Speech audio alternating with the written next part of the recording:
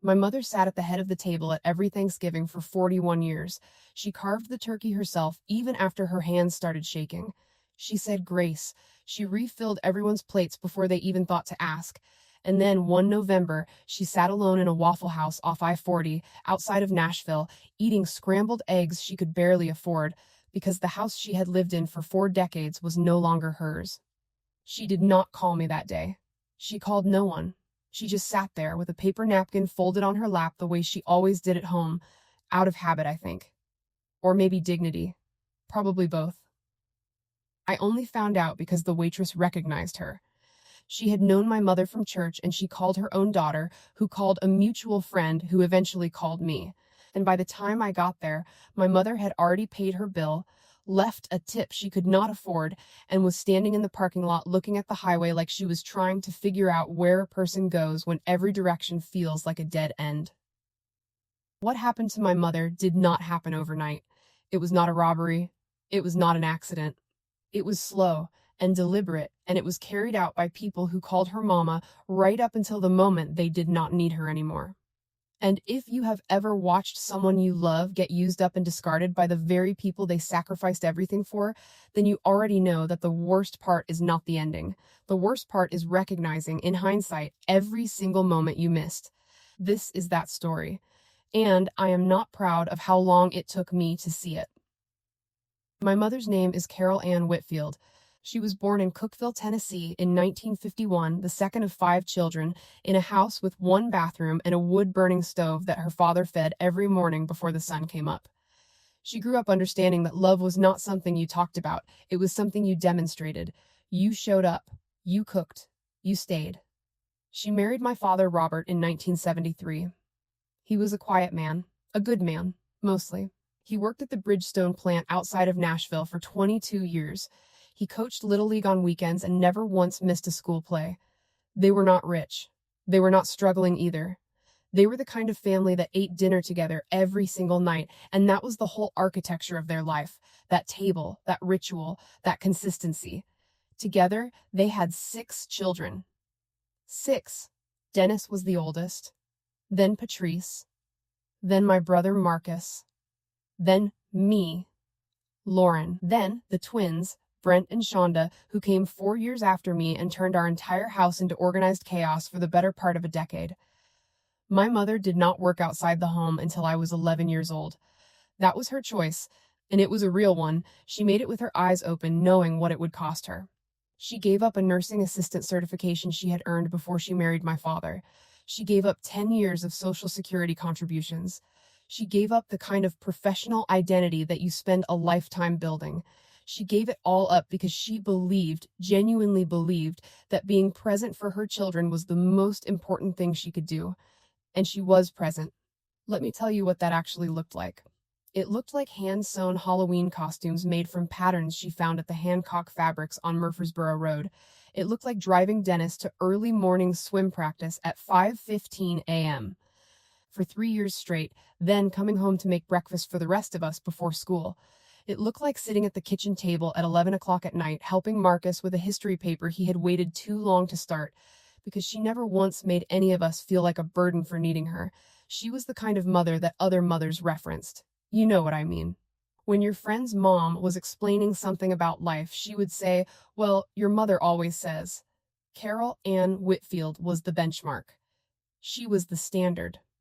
If you have ever had someone like that in your life, someone who just quietly held everything together, then you already understand why what came next was so completely devastating. And if this is resonating with you, I want you to stay with me, because this story goes to places I did not expect. My father died of a heart attack in March of 2009. He was 58 years old. He was sitting in his recliner watching the Tennessee Volunteers when it happened. He set his glass of sweet tea down on the side table, and that was it. No warning, no goodbye, just the television still going and my mother finding him there when she came in from the kitchen. She was 57 years old. She had been with that man since she was 22. And in one ordinary Tuesday evening in early spring, she became a widow. I will not pretend that grief makes people rational. It does not. What I will say is that my father left behind a house that was paid off, a 3-bedroom ranch on Clover Hill Drive in Brentwood that they had bought in 1979 for $63,000 and was worth, by 2009, somewhere close to $340,000. He also left behind a small life insurance policy, about $80,000, and a 401k that my mother cashed out to pay off some lingering debts and cover the funeral. The house was hers. That was never in question.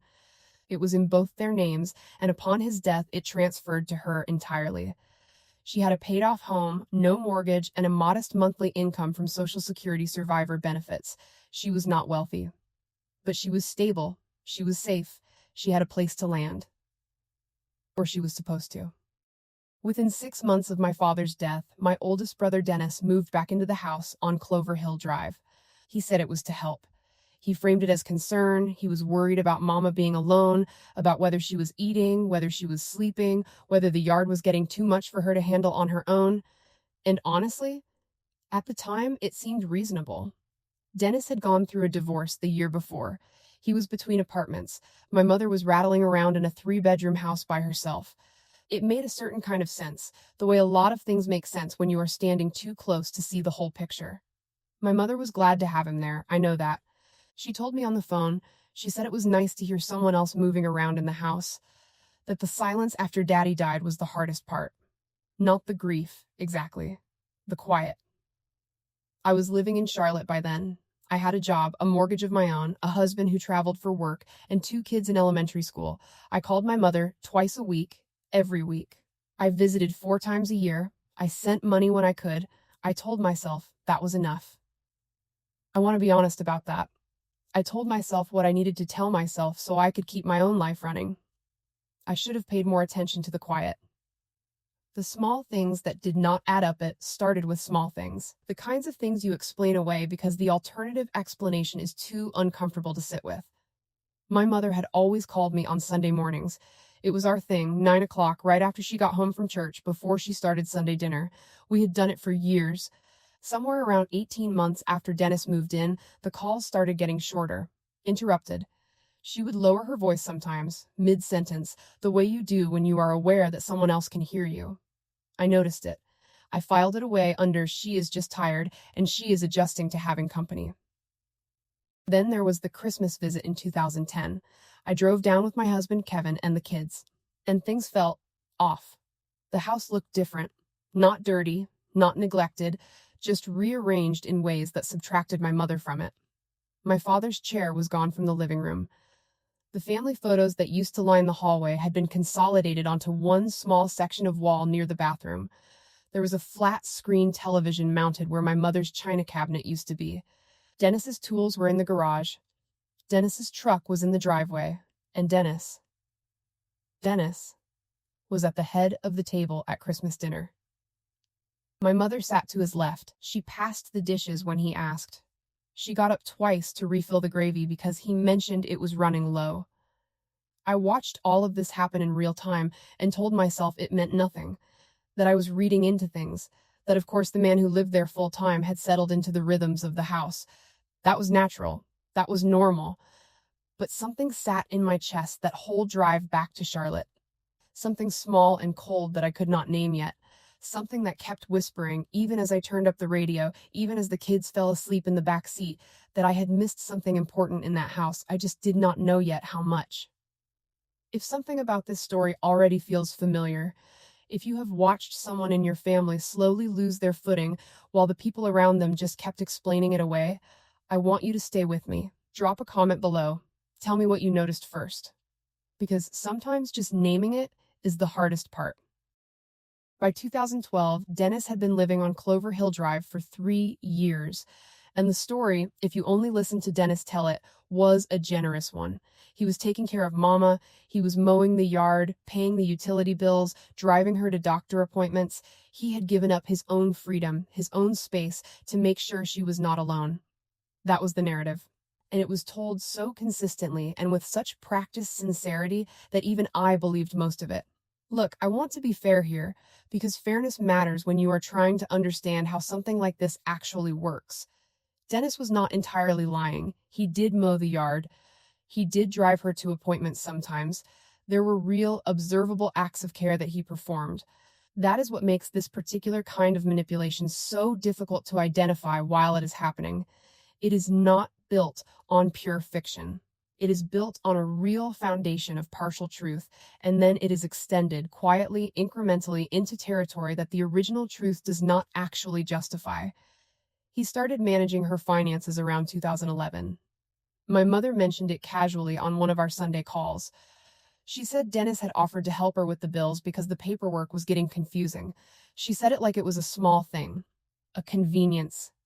And I said, "Oh, that is good, Mama," and moved on to asking about her garden. I should have asked more questions. I know that. But here is the thing about enabling flaws, and I have thought about this a lot. Mine was not indifference. Mine was trust. I trusted the version of my family that I wanted to exist. I trusted that the people I grew up with, the people who sat around that same dinner table, were operating from the same set of values my mother had installed in all of us. I trusted that, so I did not look. That trust was a door I left unlocked. And Dennis walked right through it. Sometime in late 2012, my mother stopped calling on Sunday mornings. The calls did not stop entirely. She still answered when I called, but that specific ritual, the 9 o'clock check-in, just quietly disappeared. When I asked her about it, she said she had been sleeping in later, that her body needed more rest. That was plausible enough. She was 61. She had arthritis in both knees. I accepted it. But there were other things, smaller things. She started referring to money in a way she never had before. Not in terms of what she had, but in terms of what Dennis thought she could afford. Dennis says the property taxes went up this year, so we are going to be careful. Dennis thinks I should hold off on getting the gutters replaced. That phrase, Dennis says, Dennis thinks, started appearing in our conversations with a frequency that I noticed but did not catalog. Not yet. And then there was the Christmas of 2013. I drove down alone that year. Kevin stayed home with the kids because our youngest had a fever. It was the first time I had been in that house without a buffer, without the noise and distraction of my own children to organize myself around. And in that quiet, I actually looked. I actually paid attention. The house had been refinished, new floors in the living room, engineered hardwood, the kind that costs real money, a new kitchen backsplash, a remodeled bathroom that I knew for certain had not been in my mother's plans because we had talked about it the year before and she had said she could not justify the expense. And Dennis was driving a truck I had not seen before. A 2013 F-150, silver, parked in what had always been my father's spot in the driveway. I asked my mother about the renovations. I kept my voice light. I said, "Mama, this all looks beautiful. Where did the money come from for all of this?" And she looked at the floor, just for a half second, just a flicker, and she said Dennis had taken care of it, that he had some savings, that he had wanted to update the house. She did not look at me when she said it. I went to bed that night in my childhood bedroom in the dark, listening to the refrigerator hum in the kitchen down the hall. And I lay there thinking about the way my mother had looked at that floor. I had known that woman for 37 years. I knew every register of her voice. I knew the difference between her comfortable silences and her uncomfortable ones. And what I had seen on her face was not gratitude. It was something more careful than that. Something managed. I drove back to Charlotte the next day and I did not say anything to anyone. But I started paying attention in a way I had not before. And once you start paying attention, you cannot stop seeing things. My sister Patrice lives in Memphis. She is 2 years older than me and the most practical person I have ever known. The kind of woman who reads the fine print on everything and keeps paper copies of documents that most people throw away. She had been watching Dennis longer than I had. She called me in February of 2014 on a Tuesday afternoon. I was in the parking lot of a Publix in Charlotte when my phone rang. I remember that detail clearly because of what she said next, and because of how the ordinary world, the shopping carts, the man loading groceries into a minivan, the cold February sun, just kept going while my understanding of everything shifted underneath me. Patrice said, "Lauren, I think Dennis has taken Mama off her own bank account." I sat in that parking lot for 40 minutes. I did not go into the store. I just sat there with my hands in my lap and the engine running and the heat blowing while Patrice told me what she had put together. She had visited in January. She had asked my mother a direct question about whether she had received her most recent Social Security deposit, and my mother had looked confused, genuinely confused, in a way that had nothing to do with age or forgetfulness. It was the confusion of someone who no longer had access to information they should have had full access to. Patrice had also spoken to Shonda, the younger of the twins, who lived 40 minutes from Nashville and visited more frequently than any of us. Shonda had noticed that my mother no longer wrote her own checks, that Dennis handled all of it, that when my mother had mentioned wanting to send a birthday card with some cash to a grandchild, she had to ask Dennis for the money. She had to ask her own son for money from her own account, in her own house. Be honest with me, if you heard this about someone else's family, what would you call it? Because I am going to tell you what we called it that February, huddled on phone calls between Charlotte and Memphis and Nashville. We called it a misunderstanding. We called it a communication issue. We said, we should talk to him. We should give him a chance to explain. We said all of those reasonable, measured things that people say when the truth is too grotesque to accept about someone you have known your whole life. We gave Dennis that chance, and he used it masterfully. The confrontation that was not one we called a family meeting. March 2014. Patrice drove from Memphis. I drove from Charlotte. Marcus flew in from Denver. Shonda was already there. Brent, the other twin, did not come. He and Dennis had always been close, and when Patrice called him to explain what we were concerned about, he told her she was being dramatic, that she had always had it out for Dennis, that Mama was fine and we needed to stop stirring up trouble. That was the first fracture. Right there, on the phone with Patrice, Brent chose a side before he even knew all of the facts. I have thought about why he did that. I think it was easier. I think the truth of what Dennis was doing required him to hold two uncomfortable things at once, that his brother, whom he loved, was also capable of something genuinely terrible. Some people cannot do that. So they pick the version of reality that requires less of them. The meeting happened at Shonda's house, not at Clover Hill Drive, because Patrice was smart enough to know that having it on Dennis's territory would give him a structural advantage before anyone said a word. Dennis came. He sat down at Shonda's kitchen table with the particular posture of a man who has already decided he is being wrongly accused. Shoulders back, chin slightly elevated, a look of patient, wounded tolerance on his face. He had an answer for everything. The bank account change was for efficiency. He was paying all the bills anyway, so it made more sense to have the money in one place. The truck was purchased with a personal loan he had taken out, nothing to do with Mama's money. The renovations were an investment in the property value, which would benefit all of us eventually when the estate was settled. He used that word, estate, with a casualness that made my stomach turn, because my mother was 62 years old and in reasonable health, and we were sitting there talking about her estate as though she were already a category rather than a person. And my mother sat there through all of it. She sat at that table and she said almost nothing. When Patrice asked her directly, "Mama, do you feel like you have access to your own money?" she said she was fine, that Dennis was helping, that she did not want us to fight. She did not want us to fight. That sentence did more damage to our momentum than anything Dennis said. Because it was true, she genuinely did not want conflict, and she genuinely was not going to contradict Dennis in front of all of us. Whether that was because she was afraid of what would happen after we all went back to our separate lives, or because she had been so gradually repositioned that she had started to accept Dennis's version of reality as her own, I still do not know. Probably some of both. We left Shonda's house that night, having accomplished almost nothing. Dennis drove my mother home.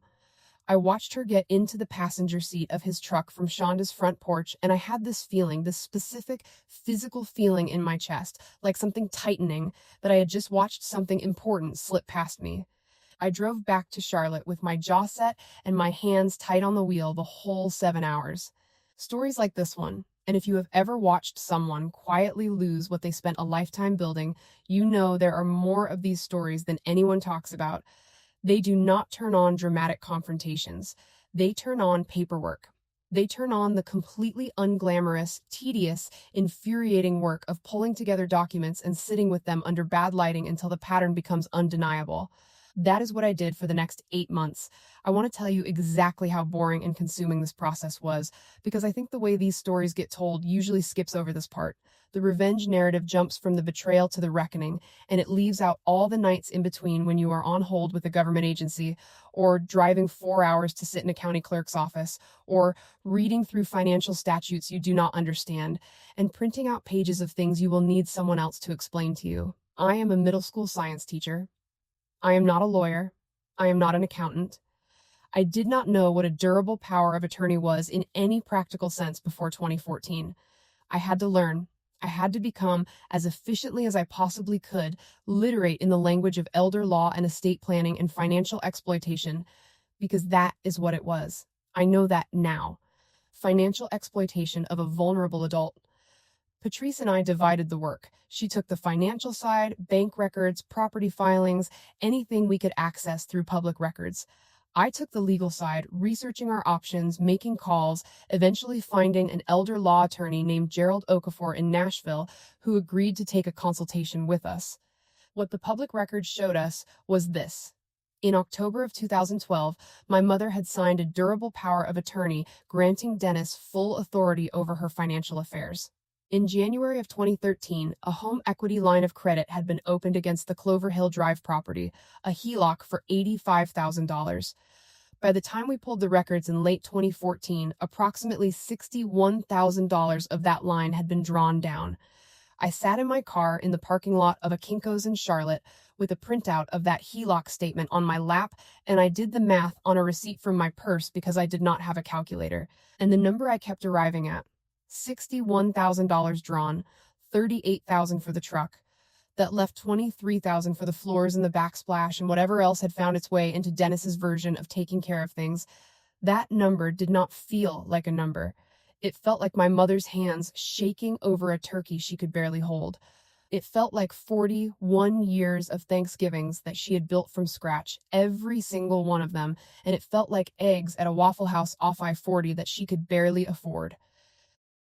I sat in that parking lot for a long time, and then I drove home and I called Gerald Okafor and I said, "Tell me what we can do."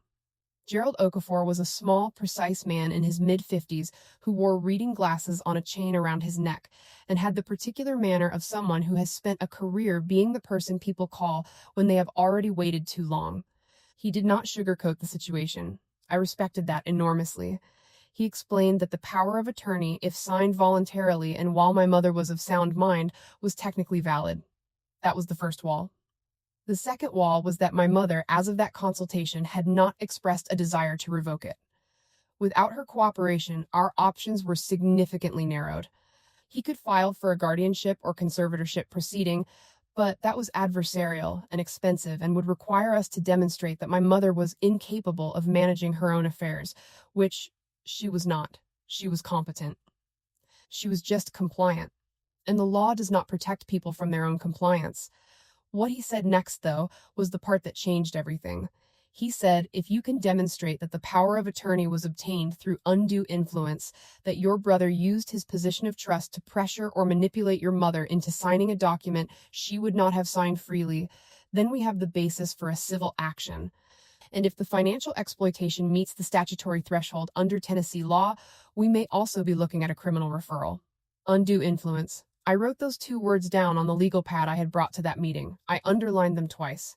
Because what Gerald was describing, the slow repositioning of my mother, the isolation, the management of her financial access, the way Dennis had made himself indispensable over years before that document was ever signed, that was not a mystery to me. I had watched it happen in real time and called it something else. Now it had a name.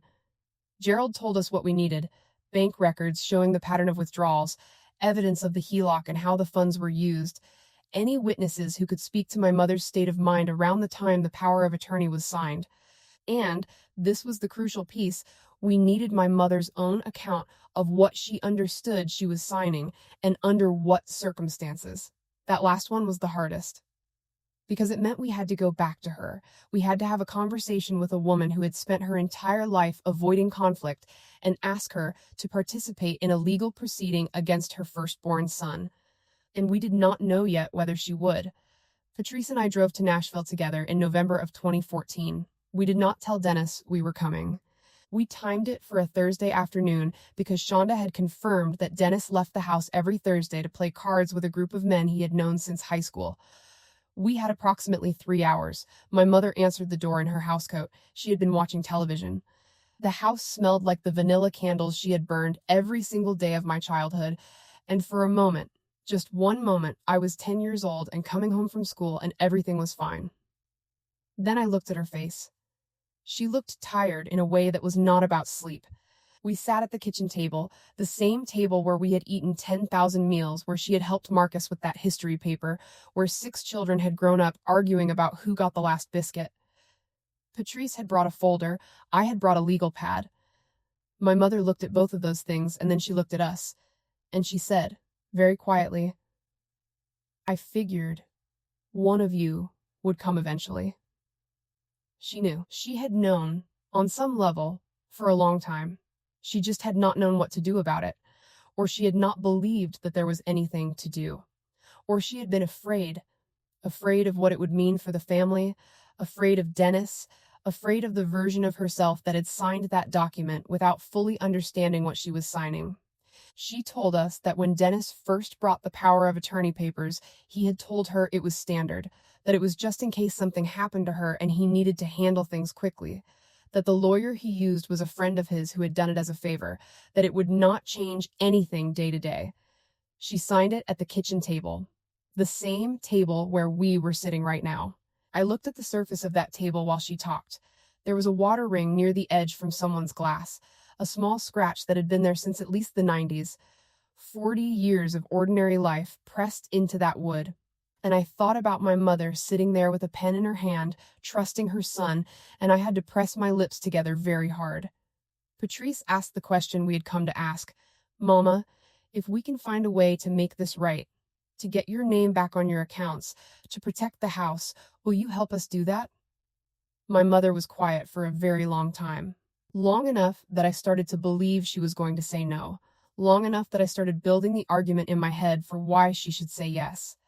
And then she folded her hands on the table, her arthritic 63-year-old hands that had sewn Halloween costumes and filled dinner plates and held 6 newborns and driven one boy to swim practice at 5:15 in the morning for 3 years, and she said, "Tell me what you need from me.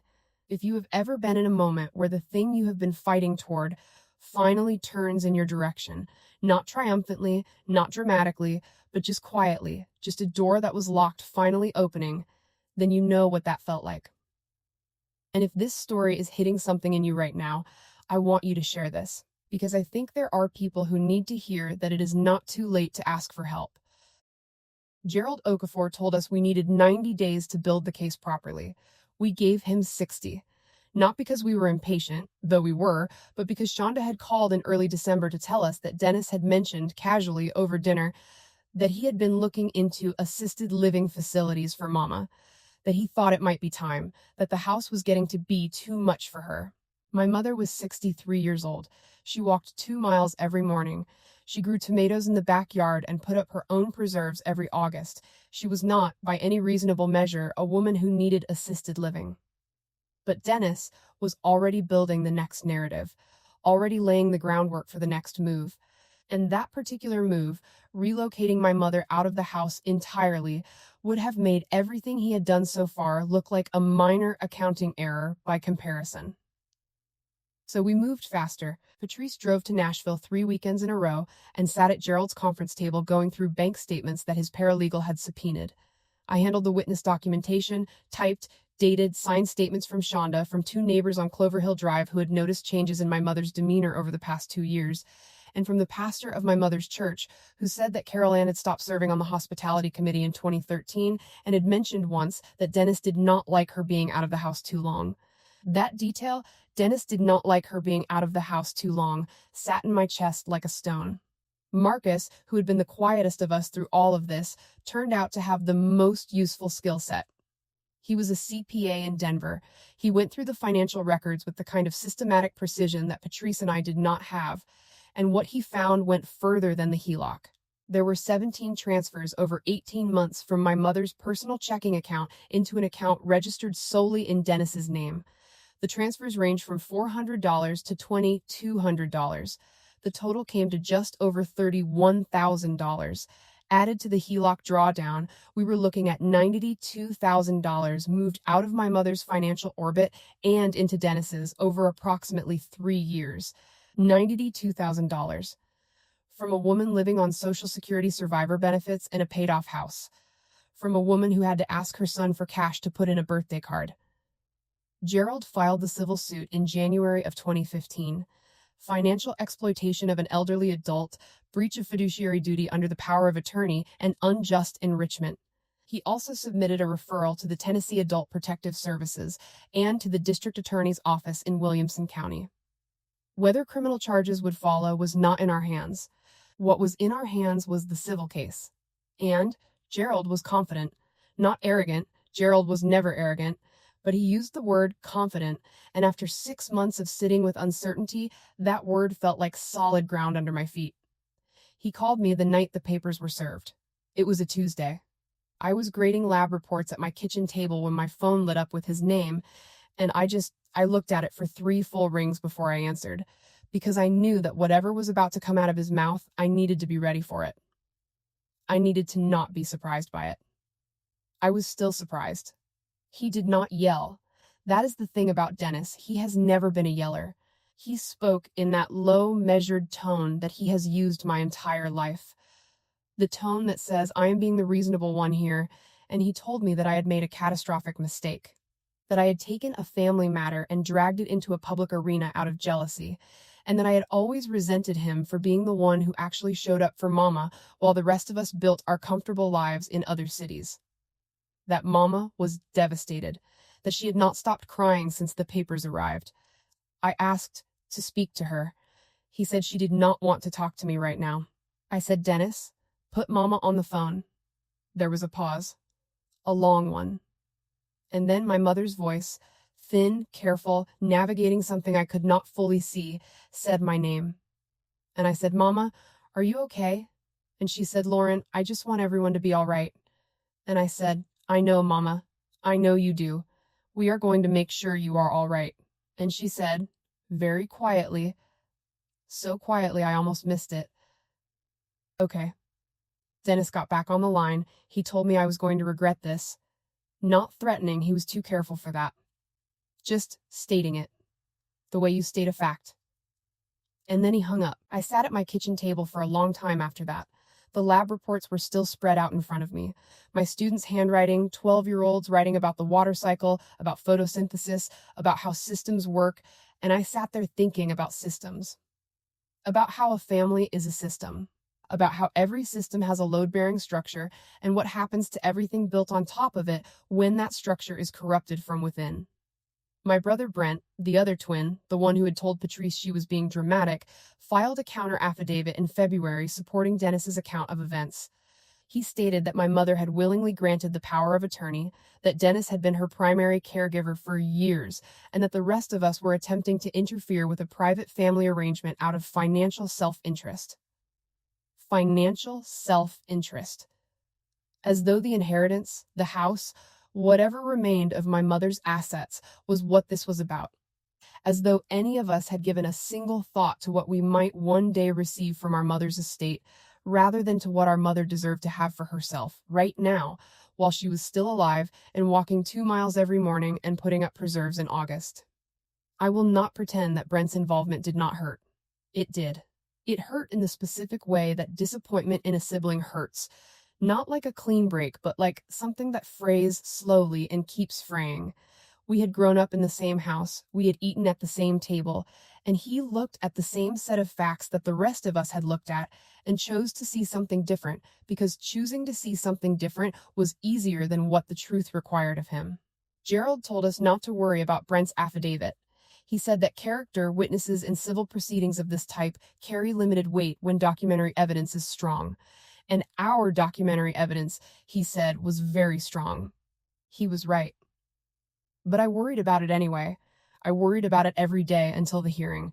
The civil hearing was scheduled for April 14th, 2015 in Williamson County Circuit Court.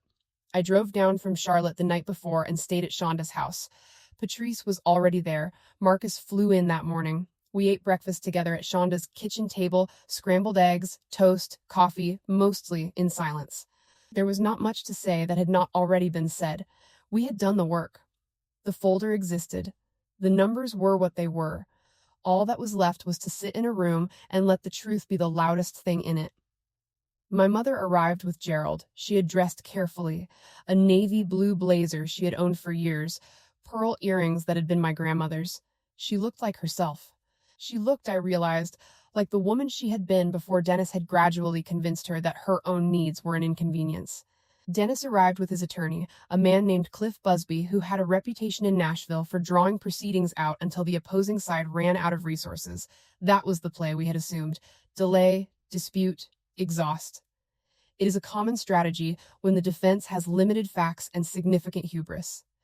What Dennis did not know, what Cliff Busby apparently had not adequately prepared him for, was the folder. Gerald had assembled a document package of 112 pages. Bank statements, transfer records, the HELOC agreement and drawdown history, receipts for the truck, traceable through the dealership's financing records, cross-referenced to the HELOC withdrawal dates, the 17 transfers, dated testimony from 4 witnesses, and a sworn statement from my mother. Calm, precise, detailed, describing the circumstances under which she had signed the power of attorney, what she had been told it meant, and what she had later understood it had actually authorized. The judge was a woman named the Honorable Patricia Avery. She was somewhere in her 60s, with reading glasses and the demeanor of someone who had been presented with many folders over many years and had developed an efficient system for understanding what they contained.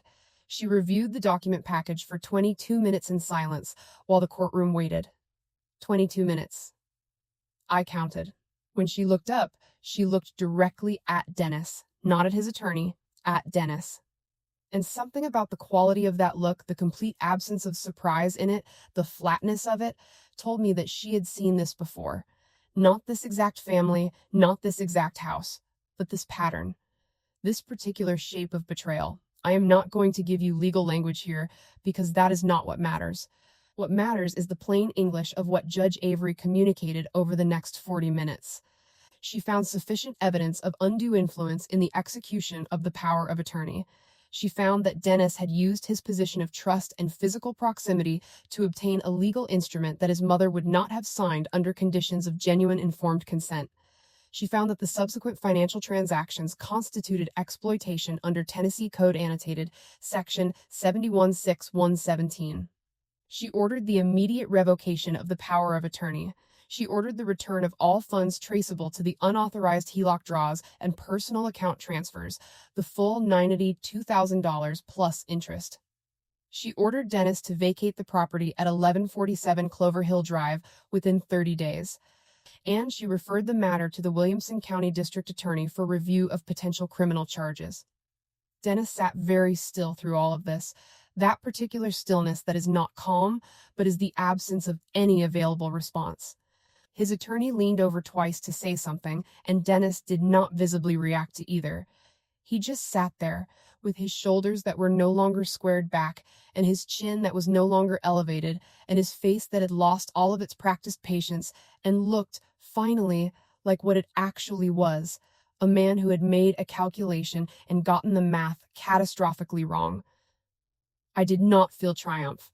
I want to be honest about that, because I think the way these stories are supposed to end involves some version of triumph, and what I actually felt was something more complicated and more tired. I felt relief. I felt grief, not new grief, but the accumulated grief of 5 years of watching something happen and not being able to stop it fast enough. I felt the specific sorrow of sitting in a courtroom with 3 of my siblings because the 4th had chosen wrong and was going to carry that choice for the rest of his life. And I felt something else, something I did not have a clean word for until later. A kind of fury, maybe, not at Dennis, not anymore.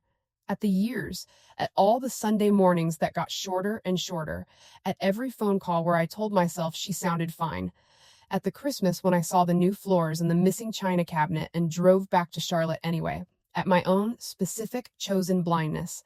That fury was useful. I stored it somewhere practical, and I have been using it ever since. Dennis moved out of Clover Hill Drive in May of 2015. He did not speak to me, to Patrice, to Marcus, or to Shonda for 14 months. When he finally reached out, it was through Brent, and the message was not an apology. It was a request for us to put in a good word with the Dawes office. Gerald advised us to make no such communication and to let the process run its course. The criminal case took 2 years to resolve. In 2017, Dennis pleaded guilty to 1 count of financial exploitation of an elderly adult. He received 3 years of supervised probation, mandatory repayment of the civil judgment, and a permanent prohibition from serving as a fiduciary, meaning he could never again hold power of attorney or trustee status for any person in the state of Tennessee. No prison time. Gerald told us that outcome was not uncommon in first offense elder exploitation cases, and that the civil recovery was the more meaningful result anyway. I understood that. I did not love it, but I understood it.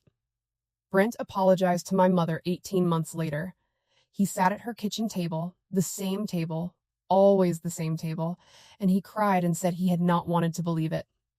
My mother held his hand and said she understood, because she is Carol Ann Whitfield, and that is what she does. She held his hand and said she understood, and then she got up and made him a cup of coffee and put a piece of pound cake in front of him, because someone being sorry does not mean they do not need to be fed. I have not fully forgiven Brent. I am working on it. I do not know if I will get all the way there. That is the honest answer, and I think honesty matters more than a clean resolution. About a year after the hearing, I drove down to Nashville on a Saturday in late September. No occasion. I just wanted to see her. She was in the backyard when I arrived, tying up the last of the tomato plants before the first frost came. She had on the old canvas hat she has worn for gardening since I was a child, and she had dirt on her hands, and she looked settled. That is the word. Like a person who has returned to the correct position after being displaced. We sat on the back porch with sweet tea, and she asked about my kids, and I asked about her knees, and we talked about nothing important for a long time, the way you do when you are grateful just to be in the same place as someone. And then she got quiet, and she looked out at the yard, and she said something I have thought about almost every day since.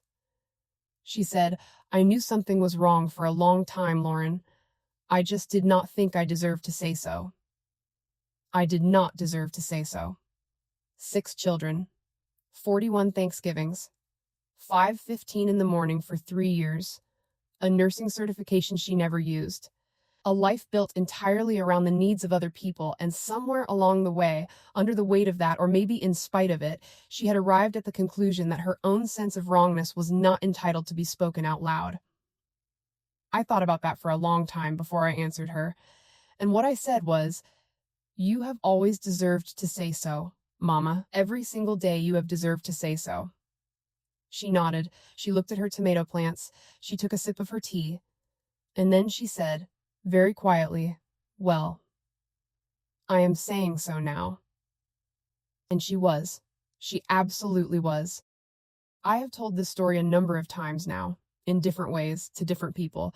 And the question I get most often is some version of, how did it go on so long? How did none of you see it sooner? And my answer is always the same. We saw pieces of it, almost from the beginning. We just kept choosing the explanation that required less of us. The explanation that let us stay in our own cities and our own lives and our own comfortable version of our family.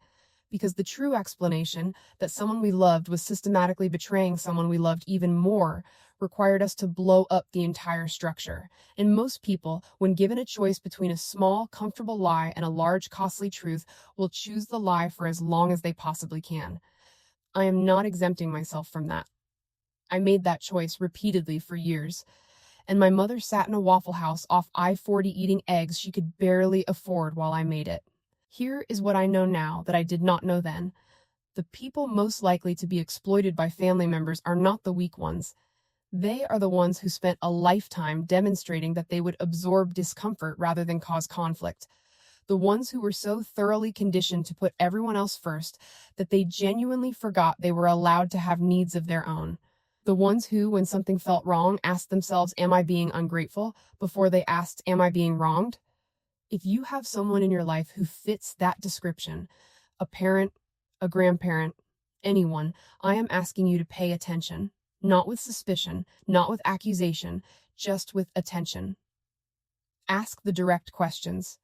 Look at the paperwork. Notice who controls the access. Notice who has to ask permission to spend their own money. Notice who has gone quiet in ways that do not quite match the explanation being offered. Notice, because the folder that Gerald assembled in that conference room, the 112 pages that Judge Avery read in 22 minutes, that folder existed because 4 siblings decided on a Tuesday afternoon in March that they were done explaining things away. It did not require extraordinary courage. It required ordinary persistence. It required showing up. It required doing the boring, unglamorous, expensive work of turning what we knew into something a court of law could hold. My mother is 74 years old now. She still lives on Clover Hill Drive. She still grows tomatoes in the backyard and puts up preserves in August and goes to church on Sunday mornings. She serves on the hospitality committee again. She calls me at 9 o'clock and I always pick up. She carved the turkey herself last Thanksgiving. Her hands still shake a little. She did it anyway.